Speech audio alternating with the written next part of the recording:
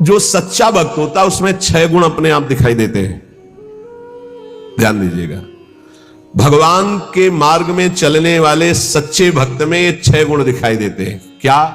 पहला, वो सदैव परहित में ही रत होता है, स्वसुख वांछा उसमें नहीं होती, उसका मन और इंद्रियां उसके अधीन होती। जिसका मन अधीन नहीं है वो महाठग है। ये हम महापुरुषों के वचन बोल रहे हैं। जिसका मन अधीन नहीं है वो महाठग है। दैवी संपत्ति को चुरा करके आसुरी संपत्ति को प्रकट करना इस मन रूपी महाठग का प्रभाव है। जिसका मन अधीन नहीं है वो आसुरी संपत्ति वाला है। नाना प्रकार से सत भजन रूपी धन का अपहरण करवाता है मन काम क्रोध आदि से मिल करके। इसलिए जो भक्त होता है सबसे पहले इस महाठग को अपने अधीन करता है, मन को। उसकी हर बात का अनादर करके, सदगुरु की बात से इस मन को वश में किया जाता है, मन की बात का अनादर करके। और जो मन के अनुसार चलता है वो स्वयं महाठग अपने को ठगा करके ऐसे कार्य करता है जिससे पछताना पड़े। तो भक्त का पहला लक्षण है मन विजयी, स्वसुख वांछा का त्यागी, पहला लक्षण है इसमें जो वर्णन कर रहे हैं। दूसरा है भक्त मृत्यु विजयी होता है। मन विजयी, इंद्रिय विजयी, और दूसरा मृत्यु विजयी। वो हर समय सच्चिदानंद भगवान के चिंतन में इतना निमग्न रहता है कि उसके अंदर से मृत्यु का भय खत्म हो जाता है, मरने का भय खत्म हो जाता है। मन और इंद्रियां अधीन और मृत्यु के भय से मुक्त, भक्त का लक्षण। जिए काल बस ना परे, समुझ जियाए शरण ते डरत ना काल डर, शुद्ध भक्त का लक्षण।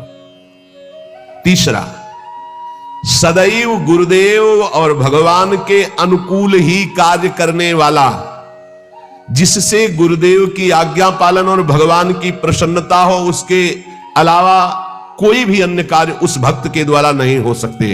अर्थात तस्मात् शास्त्रम प्रमाणन्ते कार्याकार्यो व्यवस्थितो। उसके आचरण साधुता के अनुकूल, गुरु के अनुकूल, शास्त्र के अनुकूल, भगवान के अनुकूल। श्री कृष्ण अनुकूलेन प्रतिकूलस्य वर्जनम, प्रतिकूलस्य वर्जन, प्रतिकूल को त्याग दिया, विसर्जनम पूर्ण रूप से त्याग दिया। पहला है मन और इंद्रियों को वश में करने वाला। अगर मन और इंद्रियों को वश में नहीं किया तो महाठग होगा, क्योंकि मन बहुत ठगी है। वो सारी देवी संपदा को चुराकर आसुरी संपदा प्रकाशित करता है, इसलिए उसका स्वभाव ठगी हो जाएगा। जो मन और इंद्रियों को वश में नहीं किया, ठगी का मतलब पाखंड, बाहर से बड़ा और अंदर से पोला, अंदर से वही काम क्रोध लोभ मोह मद की प्रवृत्तियां, वही धन, वही भोग वासनाएं। बाना कुछ और है और आचरण कुछ और है। दूसरा है मृत्यु पर विजय प्राप्त की, मृत्यु के भय का नाश हो गया, वही भक्त है। पहला लक्षण शरणागति में आता है निर्भय, मृत्यु का भी भय खत्म हो गया है। तो जो साधक है वो चल रहा है, लेकिन वो मृत्यु से थोड़ी डरता है, वो तो चल रहा है प्रभु की तरफ। और जो प्रभु का भक्त हो चुका है उसके अंदर मृत्यु का भय कैसे होगा। तीसरा, भूल न दे कुमारक पाऊं, गुरु और इष्ट के प्रतिकूल आचरण बन ही नहीं सकता भक्त के द्वारा। वो सदैव गुरुदेव की आज्ञा और इष्ट देव की प्रसन्नता पर ध्यान रखकर कार्य करता है। चौथा, सदैव देखता रहता है कि मेरे गुरुदेव, मेरे इष्ट देव मुझे देख रहे हैं, मैं जो भी आचरण कर रहा हूं मेरे गुरुदेव देख रहे हैं, मेरे इष्ट देव देख रहे हैं।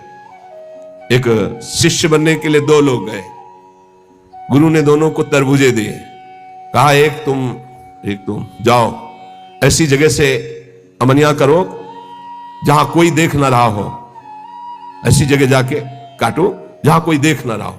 एक आए, थोड़ी देर में काट के बैठ गए, बोले उसको भी आ जाने दो। शाम तक घुमा, लौट के ऐसे ही पूरा रख दिया। जिससे अमनिया किए हुए बैठे थे उनसे पूछा कि तुम बहुत जल्दी आ गए अमनिया करके, कहां? बोले प्रभु एक ऐसे एकांत स्थल में गया, आसपास देखा कोई नहीं था, चिड़िया भी नहीं थी, वहां से काट के ले आए। अच्छा, आप क्यों नहीं शाम तक घूमते रहे? बोले प्रभु मुझे कोई ऐसा स्थान नहीं दिखाई दिया जहां आप न हो। आपने कहा था कोई न हो, तो मुझे कोई ऐसा स्थान नहीं दिखाई दिया, क्योंकि अखंड मंडलाकारम व्याप्तम चराचरम, आप चराचर में व्याप्त मेरे गुरुदेव हैं, मेरे गुरुदेव देख रहे हैं।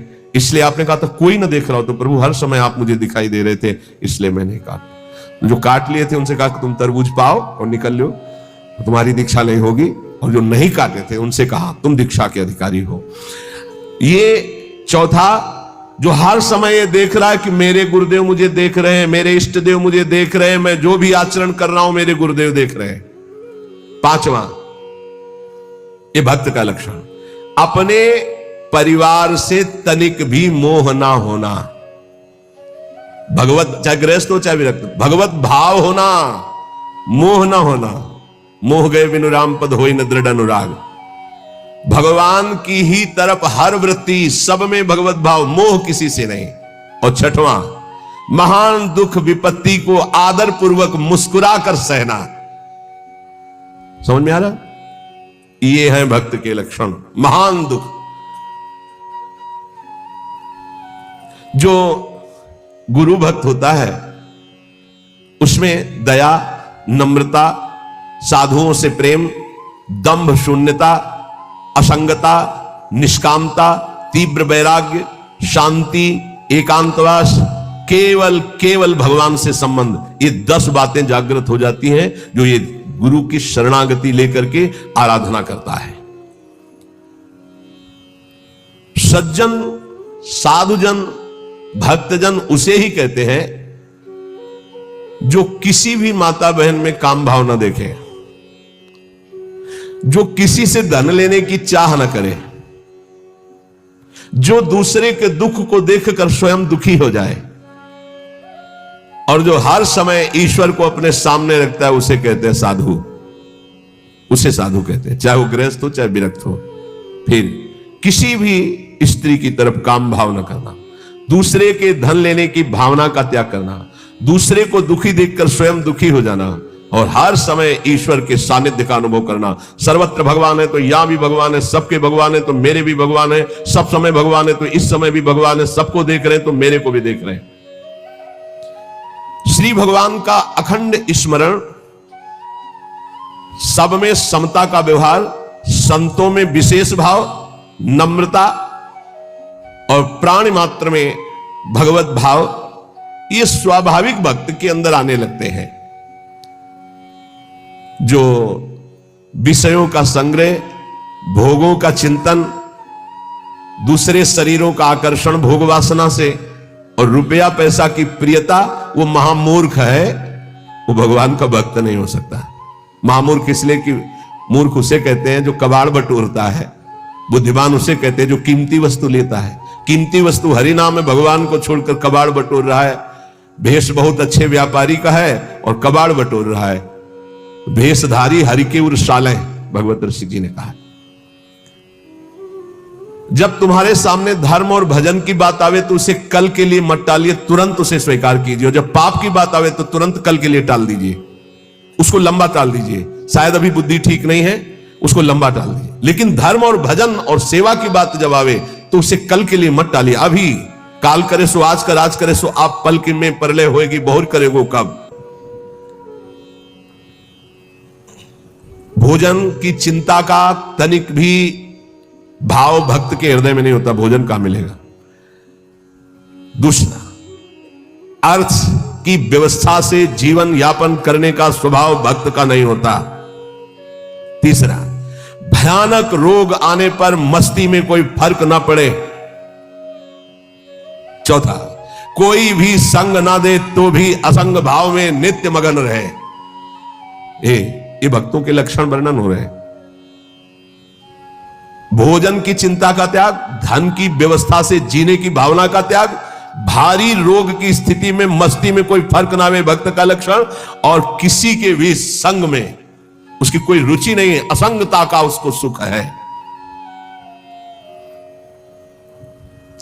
जब हम नए नए संत वेश में थे तो श्री स्वामी ओंकारानंद सरस्वती जी महाराज नजफगढ़, बहुत बड़े महापुरुष थे, उनके दर्शन करने गए तो उन्होंने कहा अच्छा बेटा संत बन गए हो। पहले से वो कृपा करके घर जाया करते थे, बहुत से संत भगवान जाते थे।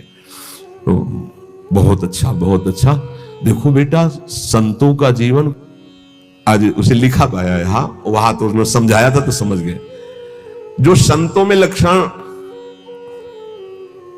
तो वो श्वान के 10 लक्षण महान संतों में पाए जाते हैं। ये लिखी है इसमें बात, और वो बात हमको बचपन में बताई थी। इसीलिए जो आप लोग सुनते हैं सब संतों की जूठन है, महापुरुषों के अनुभव है, जो छाती का अनुभव सब मिलाकर तभी आपको जो कुछ भी वो तभी अनुभव में आता है। उन्होंने उनके श्रीमुख से, जो ये तो अभी तो बताएंगे, उनके श्रीमुख से बेटा बोले पहला लक्षण। एक बार मैं भिक्षा मांगने गया तो जिसके दरवाजे पे गया तो रुको, रुक गए। क्यों रुके? चल भाग यहां से। मैं चल दिया। स्वामी जी रुको रुको रुको, आ जाओ। फिर गए। बोले 7 बार बेटा उसने दबकाया, 7 बार भगाया, 7 बार मैं वापस गया, 8वीं बार उसने भिक्षा दी। ठीक बोले, कुत्ते का ऐसा ही स्वभाव होता है। ऐसे करके रोटी डालो, डंडा मारो, फिर कुछ करो, फिर आ जाएगा। उसको माना अपमान का किंचन मात्र ध्यान नहीं रहता। ऐसे ही महान संतों का स्वभाव होता है। एक स्वभाव कि आप ऐसे करो, फिर तो एक बार देखेगा, फिर लौट के आएगा, फिर आप डंडा होगा, फिर दबका दो, फिर वो जय बार करोगे तय बार वापस। उसे माना अपमान का बोध नहीं होता। श्वान के ये 10 लक्षण महान संतों में पाए जाते हैं। वो अपनी भूख मिटाने के लिए मान अपमान का ध्यान नहीं करता भिक्षान्न के द्वारा। इसमें केवल इतना संकेत विस्तृत से उन्होंने बताया। दूसरा बोले बेटा जब बंदर सर्प को पकड़ लेता है, बोले तुमने देखा नहीं होगा, मैंने देखा, ऐसे वो फण पकड़ता है, पेड़ में ऐसे रगड़ता, फिर कान में लगाता है, अगर वो सूंघ हुआ जरा सा फिर रगड़ता है उसको। बोले उसके मरने पर भी 100 बार रगड़ता है उसको। बोले मैंने देखा। बोले दूसरा लक्षण संत का है कि वो अपने मन को ऐसे रगड़े जैसे बंदर सांप को रगड़ के मारता, मारने के बाद भी 100 बार रगड़ता है। मरे हुए मन में ही भगवदानंद की उत्पत्ति होती है। पुराने संतों के जो वचन है वो बहुत गूढ़ होते हैं, उनका अर्थ पूरे जीवन भर निकलता रहता है। मन को जिसने मार लिया वही महात्मा, मन को जिसने चेला बना लिया वही जगत गुरु, मन को जिसने परमात्मा स्वरूप कर लिया वही जीवन मुक्त महापुरुष हो गया। सारा खेल इस मन के ऊपर है। तो कह रहे पहला कि भूख मिटाने के लिए माना अपमान का बोध न रखना, जो भी बताया। दूसरा, जैसे श्वान का कोई पर्सनल घर नहीं होता है, पर्सनल घर दरवाजे पे भी पड़ा रहता है। अच्छा, जहां मिला वहां पा लिया और दरवाजे पे पड़ा है। बोले जो भगवदानुरागी विरक्त होते हैं उनका निज ग्रह नहीं होता, वो भगवत ग्रह में वास करते हैं। भगवान जहां वास दे दिए, या भगवान के मंदिर या भगवान के धामों में, या फिर घर के अंदर नहीं वास करेंगे। ध्यान रखना, हमने देखा है कि बहुत से बड़े बड़े महात्मा जन आए, कभी घर में वास करने की बात नहीं। बाहर खपरेला था, उसके नीचे, या स्कूल सामने था वहां, या किसी देवालय में, कभी घर में शयन करने की नहीं। वही जो हमारे महात्माओं की रहनी, उसी को भूला जाता है, इसलिए धोखा खा जाया जाता है। विरक्त होकर गृहस्थों की सैया पर शयन करोगे, अपने आप को संभाल पाओगे, सवाल ही नहीं उठता है। दूसरा बताया कि जैसे श्वान जमीन में शयन करता है, भूमि शयन वलकल वसन, ऐसे महापुरुषों का होता है। जैसे भगवान रखे वैसे जीवन यापन करते हैं, अपनापन कहीं नहीं है प्रभु के सिवा। तीसरा, भक्तों की निद्रा कैसी होती है? श्वान निद्रा तथैव च, बिल्कुल तस्मात् शास्त्रम प्रमाणम, श्वान निद्रा एकदम सावधान। ऐसी निद्रा, सदा सजग निद्रा में वो रहता है भक्त, सावधानी से। उसका ऐसा सोना नहीं होता कि कुछ कुंभकर्ण के अंश वाले नींद वाले होते हैं। कुंभकर्ण कैसी जगह है जानते? उसके पेट में बड़े बड़े भाले ऐसे सब, हाथी की चिगाड़ कान में। जब भूख लगे, भोजन की खुशबू गई, तब कुछ असर आया उसको कि तो ऐसे ही जब 11-12 बजे भूख का, तब भले नींद खुले, नहीं तो ऐसे ऐसे महापुरुष हैं कि निद्रा समाधि स्थिति 10-10 बजे तक सोते हैं। हमें लगता है कि अगर परसेंट जोड़ा जाए तो 80% ऐसे सोते हैं। 20% होंगे पूरे देश में जो जगते होंगे 4 बजे 3 बजे और अपनी साधना भजन में, नहीं तो प्राय ऐसे 2 बजे तक मस्ती की और फिर सो गए, 11 बजे तक सो रहे, और भगवान सूर्य उनकी आयु, श्री, कीर्ति, यश सबका अपहरण कर रहे हैं, उनको पता नहीं। भक्त की निद्रा श्वान निद्रा तथैव च। और इसके बाद कब वो दरवाजे से चला गया पता नहीं चला। ऐसे सच्चे संतों को देखा है अपने वहां की रात्रि में, कब वो बिस्तर लेकर के निकल गए पता नहीं चला। प्रायः सुबह जब उनको ओम नमो नारायण करने के लिए गए तो तख्ता खाली मिला है। कभी ये बता के नहीं कि मैं जा रहा हूं, कभी नहीं। कहां जा रहा हूं, कभी नहीं। आए और गए, जब उनको जाना उठे चल दिए, जैसे श्वान कब चला गए। क्योंकि उनका कहीं आसक्ति नहीं, कहीं अपनापन नहीं। पांचवा, केवल अपने इष्ट देव का ही भरोसा रखना, अन्य का कहीं किंचन मात्र आश्रय न होना। जैसे श्वान भगवदीय भिक्षा से जीवित रहता है, भगवदीश अब किसी के मन में डाल दिया, खा ले, नहीं मिला तो पूरा दिन भूखा रह सकता है, रहते। स्वाद बुद्धि का त्याग करके तिरस्कार पूर्वक मिली हुई भिक्षा भगवदानंद को प्रकट करती है। कौन ऐसी भिक्षा पाना चाहेगा? वही जिसको भगवान चाहिए। स्वाद रहित तिरस्कार पूर्वक, कैसे कुत्ते को रोटी दी जाती है, ऐसे फेंक दी जाती है ना, या ऐसे जमीन में डाल दी जाती है। तिरस्कार पूर्वक स्वाद रहित अन्न भगवदानंद की उत्पत्ति करता है और दीनता का प्रकाश करता है। अगर कोई अपमानित करे और बार बार अपमानित करे तो भी उसके हृदय में उसके प्रति द्वेष ना होने पावे, ये श्वान वृत्ति से लिया गया। जब अवगुणी लोग तपस्वियों को, साधुओं को निंदा या अपमान या पिटाई करते हैं तो उनकी ओर पलटकर रोष भरी दृष्टि से कभी ना देखना। बहुत मारा तो रोते हुए चल दिया, बस लौट कर नहीं देखा। जैसे ये लक्षण संतों में पाए, और ये हमने स्पष्ट देखा। आपको ये तो लक्षण आज बता रहे हैं, तो कई बार बताया कि रास में हरगोविंद स्वामी के पांडाल में, यही पोगला के आगे बना हुआ है, संयोग वशात हम भी पीछे खड़े दर्शन कर, तो दिगंबर भगवदाकार स्वरूप रास ऐसे देख रहे थे, बड़ा ही हष्ट पुष्ट एकदम, और त्वचा एकदम, वो तपस्वी अलग ही दिखाई दे। पता नहीं क्या भगवान की लीला, एक पीछे से बूट पहने मारा एक लात ऐसे, वो आगे बस रास बिहारी को नेत्रों से ऐसे किया, मुड़ गए। 5-7 बार उसने दौड़ दौड़ के लात मारी, महाराज पीछे मुड़ के नहीं देखे। वो बलिहार है, किस कोट, अब कौन जाने कि किस कोट के अवधूत महापुरुष है, क्या अपना सर्वनाश कर डाला उसने। वो लौट करके नहीं देखे कि कौन मार रहा है, क्यों मार रहा है। और एक और खास वृत्ति श्वान में, वो ऐसे नहीं चलता, वो सदैव ऐसे चलता है। बोले जो भक्त होता है उसकी ग्रीवा झुकी होगी और नेत्र केवल उतना ही दर्शन करेंगे जितने में पैर पड़ना है। ऐसे नहीं चलता, ऐसे चलता है।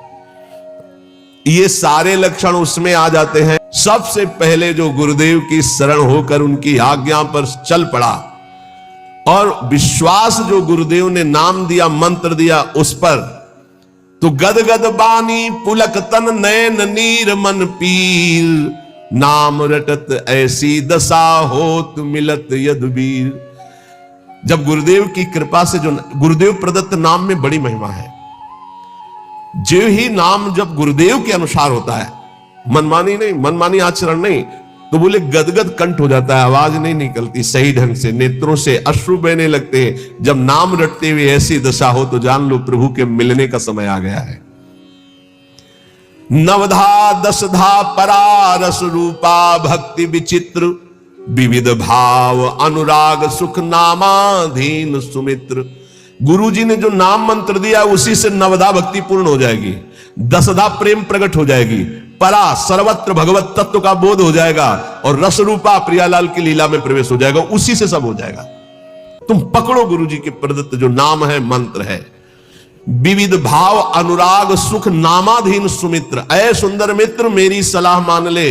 गुरुदेव प्रदत्त नाम से नवधा दशधा परा रस रूपा भक्ति विचित्र और विविध भाव अनुराग सुख नामाधीन सुमित्र। जो गुरु प्रदत्त नाम है वो नवधा भक्ति पूर्ण कर देगा, वो तुम्हारे हृदय में दशधा प्रेम प्रकट कर देगा, परा तत्वबोध प्रकट कर देगा, रस रूपा लीला प्रवेश करा देगा, विविध भावों के द्वारा आराध्य देव की सेवा, ये सब नाम से प्राप्त हो जाता है।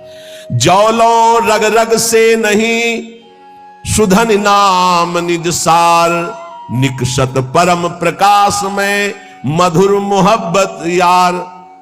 ए मित्र, जब तक तुम्हारे रोम रोम में नाम की धड़कन नहीं समा जाएगी तब तक ये मोहब्बत नहीं होगी प्रभु से, प्यार नहीं होगा प्रभु से। इसलिए रटिलो मन मन लीन सहित श्री नाम ही तोलो। सब कलम से एक भक्त ने प्रश्न किया कि दिन दूना रात चौगुना भक्ति बढ़े, ऐसा साधन बताइए। एक ही ऐसा साधन है, मन मन से